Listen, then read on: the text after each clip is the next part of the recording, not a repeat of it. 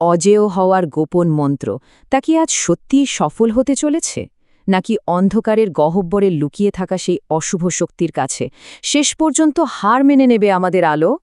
নাকি আজই ঘটতে চলেছে লঙ্কার সর্বশ্রেষ্ঠ বীরের পতন, যে মহাযুদ্ধ আক্ষরিক অর্থে কাঁপিয়ে দেবে গোটা রণক্ষেত্র? তার সেই বহু প্রতীক্ষিত সমাপ্তি কি আজ আমরা চাক্ষুষ করতে পারব? চলুন দেখি। ধর্মকথা ৩৬৫-র আজকের পর্বে আপনাদের স্বাগত। আজকের কাহিনীর নাম লক্ষণ ও ইন্দ্রজিতের দ্বৈরথ। গোপন যজ্ঞের সন্ধান। লক্ষ্য করুন, ইন্দ্রজিৎ কিন্তু ততক্ষণে এক ভয়ঙ্কর গোপন যজ্ঞ শুরু করে দিয়েছে। আর এই যজ্ঞ যদি কোনোভাবে একবার সম্পন্ন হয়ে যায় না, তাহলে তাকে হারানো কিন্তু আক্ষরিক অর্থে একেবারে অসম্ভব হয়ে পড়বে। জায়গাটা লঙ্কার একেবারে গভীরে, এতটাই গভীরে যে দিনের আলো পর্যন্ত সেখানে পৌঁছাতে ভয় পায়। সেই দুর্গম অরণ্য আর কড়া পাহারায় মোড়া গোপন পথ পেরিয়ে ধিক ধিক করে জ্বলছে একটা পবিত্র যজ্ঞের আগুন। আর ঠিক সেই আগুনের সামনেই একেবারে চোখ বন্ধ করে বসে আছে স্বয়ং ইন্দ্রজিৎ। সে বিড়বিড় করে প্রাচীন সব মন্ত্র উচ্চারণ করছে, আর তার চারপাশে যেন এক অদ্ভুত ভয়ঙ্কর শক্তির ঝড় ধীরে ধীরে ঘনীভূত হচ্ছে।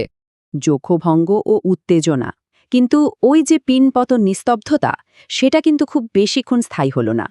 একেবারে বিদ্যুৎ বেগে সেখানে এসে পৌঁছালেন লক্ষণ। আর ঠিক তার পাশেই রীতিমতো মাটি কাঁপিয়ে বিকট শব্দে সজোরে অবতরণ করলেন আমাদের মহাবীর হনুমান। বিভীষণার এক মুহূর্ত দেরি করলেন না। সোজা সামনের দিকে আঙুল তুলে রীতিমতো আতঙ্কের সুরে চিৎকার করে উঠলেন, এক্ষুনি এক্ষুনি ওকে থামাও!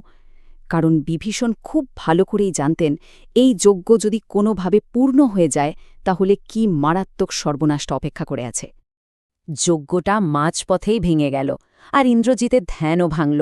রাগে তার গোটা মুখটা যেন একেবারে অন্ধকার হয়ে উঠল। বরফের মতো ঠান্ডা অথচ ভয়ঙ্কর একটা গলায় সে বলে উঠল, তাহলে তোমরা মরতেই এসেছ। কিন্তু আশ্চর্যের বিষয় কি জানেন, এই মারাত্মক হুমকির মুখে দাঁড়িয়েও লক্ষণ কিন্তু এতটুকুও বিচলিত হলেন না, বরং সম্পূর্ণ শান্তভাবে নিজের ধনুকটা হাতে নিয়ে ধীরে সুস্থে এক পা এগিয়ে এলেন। ভয়ঙ্কর দ্বৈরথের শুরু, আর ঠিক তারপরেই শুরু হয়ে গেল সেই বহু প্রতীক্ষিত প্রলয়াকর যুদ্ধ। একেবারে বিদ্যুতের বেগে ছুটে যেতে লাগলো একের পর এক মারণ তীর, আর ওই এক একটা তীরে পুরো রণক্ষেত্র যেন থরথর করে কাঁপতে শুরু করল। যুদ্ধের ময়দানে তখন একেবারে দুই ভিন্ন রূপ। একদিকে ইন্দ্রজিৎ, যে তার ওই বিখ্যাত মায়া আর অবিশ্বাস্য গতি ব্যবহার করে ক্রমাগত আক্রমণ করে চলেছে। এ হয়তো একবার উধাও হচ্ছে, তো পর মুহূর্তেই হঠাৎ করে চারদিক থেকে সাঁড়াশি আঘাত হানছে। আর অন্যদিকে লক্ষণের সেই অদ্ভুত স্থিরতা। তিনি যেন ঠিক একটা পাহাড়ের মতো অটল দাঁড়িয়ে আছেন, সম্পূর্ণ শান্ত, নির্ভীক, আর তার ছোড়া প্রতিটি নিশানা একেবারে নিখুঁত। হনুমানের রণমূর্তি। আচ্ছা, মূল যুদ্ধের বাইরেও কিন্তু পরিস্থিতি তখন রীতিমতো ভয়াবহ হয়ে উঠেছে। ইন্দ্রজিৎকে রক্ষা করার জন্য চারপাশ থেকে অগণিত রাক্ষস যোদ্ধা একেবারে পঙ্গপালের মতো ছুটে আসতে শুরু করেছে। আর ঠিক সেই মুহূর্তেই দেখা গেল মহাবীর হনুমানের সেই ভয়ঙ্কর রুদ্ররূপ। একটা প্রলয়ঙ্করী ঝড়ের মতো তিনি শত্রুদের ওপর ঝাঁপিয়ে পড়লেন। রাক্ষসগুলোকে স্রেফ খেলনার মতো ধরে ধরে শূন্যে ছুঁড়ে ফেলতে লাগলেন। নিমেষের মধ্যে পুরো রণক্ষেত্রটা তিনি পরিষ্কার করে দিলেন, যাতে লক্ষণের এই মহাদ্বৈরথে কেউ টু শব্দটিও করতে না পারে। ঐশ্বরিক বাণীর হুঙ্কার, নিজের চোখের সামনে এই দৃশ্য দেখে ইন্দ্রজিৎ রাগে ক্ষোভে যেন ফেটে পড়ল।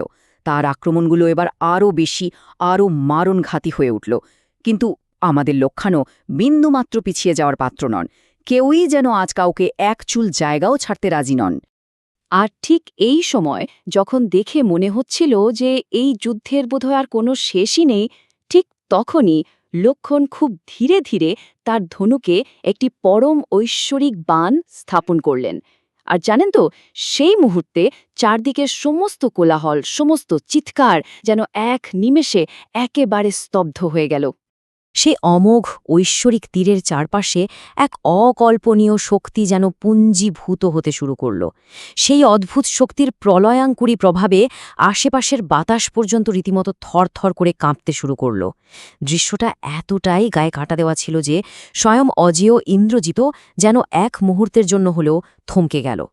প্রথমবারের মতো সেই অজেয় ইন্দ্রজিতের চোখে মুখে ফুটে উঠল একটা স্পষ্ট ভয় আর সংশয়ের কালো ছায়া।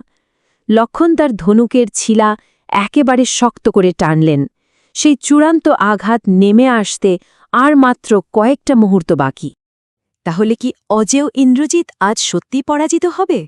রাবণের এই সর্বশ্রেষ্ঠ বীরের যদি আজ পতন ঘটে যায়, তাহলে লঙ্কার ভাগ্য ঠিক কোন দিকে মোড় নেবে? ধর্মকথা ৩৬৫তে প্রতিদিন শুনুন রামায়ণের এক নতুন অধ্যায়, মানব জীবনের ধর্ম, ন্যায়, ভালোবাসা ও ত্যাগের মহাকাব্য। রামায়ণ এখন শুনুন এক নতুন ধারায়। ধর্মকথা ৩৬৫ আপনাদের নিয়ে যাবে এক অনন্য যাত্রায়, যেখানে প্রতিদিন একটি করে নতুন পর্বে উন্মোচিত হবে এই অমর কাহিনীর রহস্য ও মহিমা। চলুন একসাথে শুরু করি এই পবিত্র যাত্রা, রাম, সীতা, লক্ষণ ও হনুমানের চিরন্তন কাহিনীর পথে।